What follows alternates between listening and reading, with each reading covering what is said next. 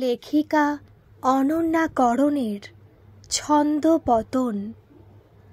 হসপিটালের বেডে অর্ধেক অচৈতন্য অবস্থায় নীলের কানে আসে ওর মায়ের নিচু কাপা গলায় বলা কিছু কথা। কি করে বোঝাবো মেয়েটাকে যে ও আর কখনো নাচতে পারবে না? ছোট্ট থেকে নাচই ছিল যার ভালোবাসা, তাকে হঠাৎ করে সারা জীবনের জন্য নাচ ছেড়ে দিতে বলবো কি করে বলো? তারপর আবার এইটুকুই কানে এসেছিল নীলের। আবার জ্ঞান শূন্য হয়ে পড়ে নীল ওরফে নীলাক্ষী। জনপ্রিয় নৃত্যশিল্পীদের তালিকায় নিজের নামটা নিজ যোগ্যতাতেই লিপিবদ্ধ করে নীলাক্ষী মাত্র 20 বছর বয়সে। এখন যদিও ও 28-এ পা দিল, আর হবে নাই বা কেন? মাত্র 3 বছর বয়স থেকেই কলকাতার বড় বড় শাস্ত্রীয় নৃত্যশিল্পীদের কাছে তালিম নেয় সে। তার উপর নীলের মা অর্থাৎ শ্রীমতী ইরাবতী মুখার্জি রবীন্দ্রভারতী নৃত্য বিভাগের অধ্যক্ষা। উত্তর কলকাতায় নীল তার মায়ের সাথে থাকে, নীলের বাবা ওদের সাথে থাকেন না। নীল তখন ক্লাস 5। ওর মা বাবা একে অপরের থেকে বিচ্ছিন্ন হয়ে যান। না, আইনিভাবে হয়তো বিচ্ছেদ নেননি ওনারা, তবুও মনই যেখানে বিচ্ছিন্ন, সামান্য কাগজ আর কি বা করবে? কিন্তু নীলের মা কখনোই মেয়েকে তার বাবার বিপক্ষে দাঁড় করাননি। এমনকি মেয়েকে সমাজে যাতে বাবা মায়ের আলাদা পদবি নিয়ে লজ্জায় পড়তে না হয়, তার জন্য মুখার্জি পদবি ব্যবহার করেন ইরাবতী দেবী। ছোট থেকে বরাবর এটাই শুনে এসেছে নীল যে ওর বাবার কাজে বাধা হওয়ায় আলাদা থাকেন।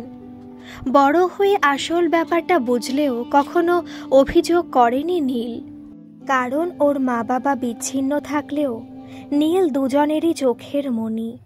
নীল বিনা বাধায় এ বাড়ি ও বাড়ি যেতে পারত। নীলের বাবা ডক্টর অভিরূপ মুখার্জি, কলকাতা বিশ্ববিদ্যালয়ের ইংরেজি বিভাগের প্রধান অধ্যক্ষ। নীল ছোট থেকে মায়ের মতো হতে চেয়েছে, আর ওর মা মেয়েকে নিজের থেকেও বড় নৃত্যশিল্পী করতে চেয়েছেন। নীল আর ওর মা একে অপরের বন্ধুই বলা যেতে পারে। 29শে এপ্রিল আন্তর্জাতিক নৃত্য দিবস। নন্দনে এক অনুষ্ঠানের আয়োজন হয়েছিল, যেখানে অন্যতম নৃত্যশিল্পী হিসেবে আমন্ত্রণ পেয়েছিল নীলাক্ষী মুখার্জি অর্থাৎ নীল। দর্শকের প্রথম সারির আসনে বসে ইরাবতী দেবী অর্থাৎ নীলের মা, অভিরূপ বাবু অর্থাৎ নীলের বাবা আর সৌনক নীলের বাগদত্ত। 5 বছরের ভালোবাসার সম্পর্ক শুভ পরিণয় পেতে চলেছে এই বৈশাখে। Sounak income tax officer. এমনই এক অনুষ্ঠানে নীলের সাথে ওর প্রথম আলাপ। তারপর থেকে নীলের সমস্ত অনুষ্ঠানে সৌনকই অভিভাবক হয়ে যায়। নীলকে ঠিক সময় মতো অনুষ্ঠানে নিয়ে যাওয়া, দর্শকের আসনে বসে নীলের পারফরমেন্স দেখা, আবার বাড়ি অবধি ছেড়ে দেওয়া, সমস্ত দায়িত্বই অলিখিতভাবে নিয়ে নিয়েছিল সৌনক। মেয়ের পছন্দের খবর জানতে পেরে ইরাবতী দেবী নিজে যান সৌনকের বাড়ি, এবং সবার সম্মতিও থাকে এই সম্পর্কে। অপেক্ষা থাকে শুধু পাত্রপাত্রীর সময়ের। অর্থাৎ নীল চেয়েছিল নিজেকে নৃত্য জগতে আরও দৃঢ়ভাবে প্রতিষ্ঠিত করতে, আর সৌনকও নীলের ইচ্ছেকে সম্মতি দিয়ে বলেছিল নীলের মাকে, সময় তো চলে যাচ্ছে না কাকিমা, ভালোবেসেছি যখন বিয়ে ওকেই করব। ও যখন একটু সময় চাইছে আপত্তি কোথায়? আমি তো আছি। কয়েক বছর পরই না হয় হবে। তারপর 3 বছর কেটে গেল। এই বছর নীল বিয়েতে রাজি হয়েছে। কার্ড ছাপানো, শাড়ি গহনা কেনাকাটা সমস্ত নীলের মা একা হাতে সামলাচ্ছিলেন। নীলের বাবা অবশ্য মেয়ের বিয়ে উপলক্ষে ওদের সাথেই থাকছেন আগের মাস থেকে। গত মাসে নীলের আশীর্বাদের অনুষ্ঠান ছিল কিনা, কিন্তু রেজিস্ট্রি আর সোশ্যাল ম্যারেজ একই সাথে ৪ঠা মেতে স্থির হয়েছে। নীলের বিয়ে যে ওর মা বাবাকে কাছাকাছি এনেছে তাতেও ভারী খুশি ছিল। ২৯শে এপ্রিল সকালে মায়ের বারণ শুনে নীল আদুরে গলায় মায়ের গলা জড়িয়ে বলে, বিয়ের আগে এই শেষ পারফরমেন্স মা, প্লিজ না করো না, পরে তো আর সেভাবে হয়ে উঠবে না বলো। সৌনকের মা তো বলেছেন বিয়ের পর আর নয়, আর সত্যি এত সময় হবে না মা, তো এইবার করে নিতে দাও না মা। আশীর্বাদ অনুষ্ঠান হয়ে গেছে নীল, এখন বেরোনো ঠিক নয়, একটু বোঝ। আমি কখনো না বলি কি তোকে বল? একটু রেগেই বললেন ইরাবতী দেবী। কি হবে মা, সৌনক যাবে তো। নীল, একটা কথা জিজ্ঞেস করি? হ্যাঁ বলো না মা। তুই যে বিয়েটা করছিস জোর করে নয় তো? নাচ তুই ভালোবাসিস, কিন্তু ও বাড়ির কথায় ছেড়ে দিবি? পছন্দ তুই করেছিস, তাই কিছু বলার তো নেই আমার। মা, তুমি অহেতুক চিন্তা করছো, সৌনকও আমায় ভালোবাসে মা, আর একটু সময় দিলে দেখবে সব ঠিক হয়ে যাবে। আর নাচ ছাড়বো কখন বললাম? হয়তো এখন যেমন অনেক প্রোগ্রাম করি তা হবে না, এই যা। কিন্তু সৌনক পাশে থাকলে ওইটুকু দুঃখ আমি ম্যানেজ করে নেব মা। তুই যা ভালো বুঝিস কর, তোর ভালো থাকাটাই বড় আমার কাছে নীল। জানি মা। আচ্ছা ঠিক আছে, শোনো না, তুমিও আজ চলো আমার সাথে। কতদিন যাও না তুমি আমার প্রোগ্রাম দেখতে, চলো আমার সাথে, দেখবে চিন্তা হবে না। আর আমি কি বাদ নীল? দরজার কাছ থেকে নীলের বাবা বলে ওঠেন, বাপি তুমি কখন এলে? বলে নীল দরজা খুলে বাবার হাত ধরে ঘরের মধ্যে আনে। এই ঘরে অনেকগুলো দিন কাটিয়েছেন তিনি বিয়ের পর। বিয়ের পর এই বাড়িটা উপহার হিসেবে দিয়েছিলেন ইরাকে, অর্থাৎ নীলের মাকে। এই বাড়ি ছেড়ে নীলের মা অন্য কোথাও থাকতে চাননি, তাই বিচ্ছেদের পর নীলের বাবাই অন্যত্র চলে যান। তোমরা দুজন আজ একসাথে চলো না বাপি, প্লিজ। বিয়ের পর তো আর আবদার করবো না, এই বাড়ি শেষবার, প্লিজ প্লিজ প্লিজ। মেয়ের অনুরোধ না রেখে পারলেন না ওনারা, কিন্তু ভাবেননি এই বাড়ি শেষবার নীলকে স্টেজে পারফর্ম করতে দেখবেন। সৌনক সময় মতো এসে সবাইকে নিজের গাড়িতে করে নিয়ে যায়। সন্ধে 7টা, নীলের নাম অ্যানাউন্স হয়েছে। নাচের পোশাকে সুন্দর ভঙ্গিমায় এসে স্টেজের মাঝে দাঁড়িয়ে নীল আজও খুবই খুশি। এতদিনের আশা ওর মা বাবাকে একসাথে সামনের আসনে দেখতে পাচ্ছে ও। আর সাথে সৌনক ওর ভবিষ্যৎ, জীবনের সেরা পারফরমেন্স দিতে চায় ও। মিউজিকের সাথে সাথে ওর অপূর্ব নৃত্যশৈলীর সূচনা। নীলের বাবা দর্শকের আসনে বসে ইরাবতীর দিকে মুখটি ঘুরিয়ে বলেন, আজ তোমার স্টেজ পারফরমেন্সের কথা মনে পড়ছে ইরা। তোমার চোখ, শরীরী ভাষা, নৃত্যের অপূর্ব সব ভঙ্গি, যেন মনে হচ্ছে সেই 25 বছরের ইরা সামনে স্টেজে। ও সম্পূর্ণ তোমার মতোই হয়েছে ইরা। ওকে আমি আমার থেকেও বড় করতে চেয়েছি অভিরূপ, আর এই শিক্ষায় দিয়েছি কোনো অবস্থাতেই যেন ও আমার মতো একাকিত্বের জীবন বেছে না নেয়। না ইরা, দোষ আমারই ছিল, তোমার পাশে থাকা আমার উচিত ছিল। নীলের বাবার সঠিক দায়িত্বগুলো তো আমি এড়িয়ে গেছি। নিজের কাজ, ইউনিভার্সিটির দায়িত্ব, আজ এদেশ কাল ওদেশ কনফারেন্স, আমি দিশেহারা হয়ে পড়ছিলাম। নীলের জন্ম হলো, আরও দায়িত্ব। নীলের জন্মের পর 10 বছর তাও মানিয়েছিলাম, কিন্তু রোজ ঝগড়া অশান্তি। কে কোন দায়িত্ব পালন করছে তার হিসেব নিতে আর দিতে আমি মানসিকভাবে দূরে সরে যাচ্ছিলাম, ক্লান্ত হয়ে পড়েছিলাম। তাই সেদিন যখন তুমি বলে দিলে দায়িত্ব পালন করবেই না, তো একসাথে থাকার কি মানে, কথাটা খুব আঘাত করেছিল ইরা। কি জানো তো, একসাথে থাকলে কখনো কারো উপস্থিতি অনুভব করা যায় না, কিন্তু দূরে গিয়ে অনুপস্থিতিটা অনুভব করা যায় খুব ভাবে। আমি তখন রাগের মাথায় চলে গিয়ে ইউনিভার্সিটি কোয়ার্টারে থাকা শুরু করলেও ইরা, প্রতি মুহূর্তে তোমার না থাকাটা আমায় বিঁধেছে। কিন্তু ওই আত্মসম্মান, তাই আসতে পারিনি। আজ নীলের বিয়ে, তাই নীলের আবদারে তোমার বাড়িতে এলাম। আমাদের দিন শেষ হয়েছে অভিরূপ।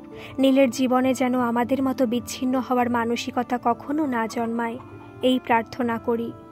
হবে না ইরা, সৌনক আর নীল ভালোবাসে একে অপরকে, ওরা এক হয়েই থাকবে বলে নীলের পারফরমেন্সে মনোযোগ দেন।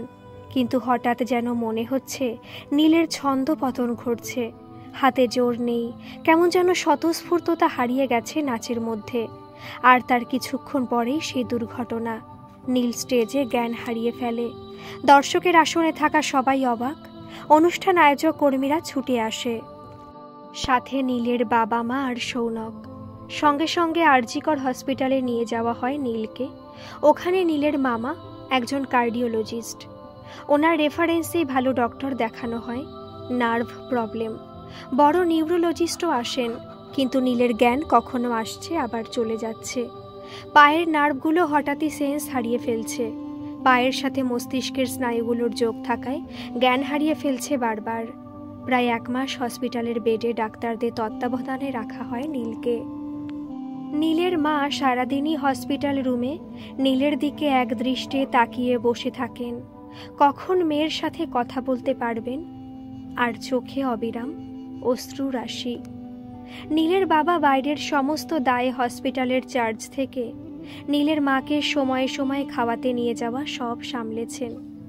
ইরাবতী দেবী হসপিটালের ফিস দিতে বারণ করায় অভিরূপ বাবু একটা কথাই বলেন, নীল আমার মেয়ে, বাবার কর্তব্যটুকু পালন করতে দাও, বাকি তোমার রাগ অভিমানের জন্য সময় পরে পাওয়া যাবে। 1 মাস পর হসপিটাল রিলিজ করার অনুমতি দেন ডাক্তারবাবুরা, কিন্তু নাচের উপর কড়া নিষেধাজ্ঞা জারি হয়।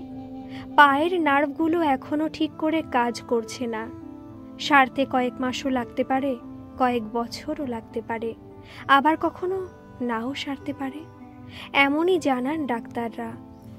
হাঁটা চলা করতে পারাটাই বড় ব্যাপার নীলের জন্য, পায়ের উপর বেশি প্রেশার, আবার নাচ তো সম্ভবই নয়।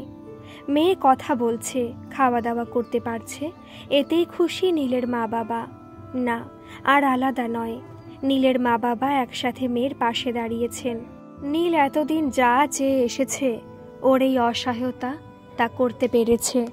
হসপিটাল থেকে বাড়ি ফেরার পরই নীল মাকে জিজ্ঞেস করে, মা, সৌনকের সাথে তোমার কথা হয়েছে? এতদিন আমার তো ঠিকমতো জ্ঞানই থাকতো না, ও যে কখন এসেছে বা গেছে কিছুই জানি না। ফোনটা দাও না মা, কথা বলি একবার। কোনো ফোন নয় নীল, ডাক্তারবাবু রেস্ট নিতে বলেছেন, ঘুমানোর চেষ্টা করো।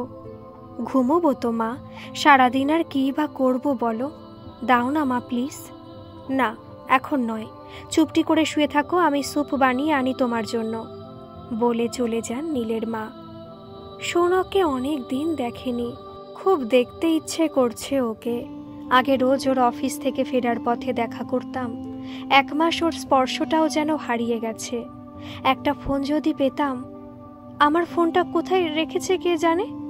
আরে এই তো মায়ের ফোনটা এখানেই আছে, ভুলে ফেলে গেছে বোধহয়, বলে তাড়াতাড়ি ফোনটা নিল নীল বেডের পাশেই রাখা টুলটার ওপর থেকে।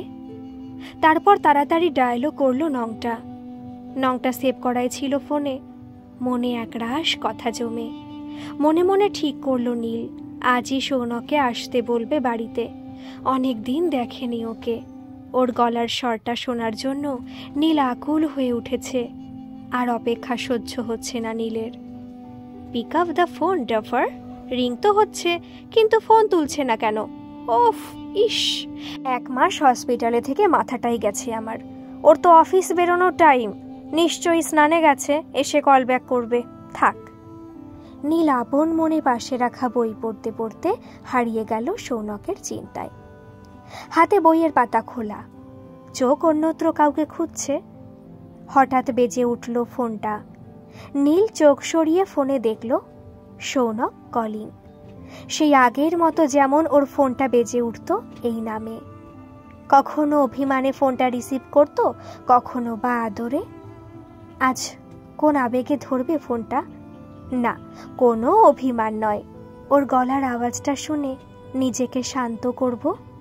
আজ বাড়ি এলে ওর কাঁধে মাথা রেখে বেশ কিছুক্ষণ জড়িয়ে থাকবো। এইসব ভাবতে ভাবতে ফোনটা রিসিভ করে নীল। নীলের হ্যালো বলার আগেই সৌনকের গলা, হ্যালো কাকিমা। নীল ভুলেই গিয়েছিল ওর মায়ের ফোন থেকে ফোন করছিল। সৌনকের ভুল ধরিয়ে দেওয়ার মতো ক্ষমতা ছিল না নীলের।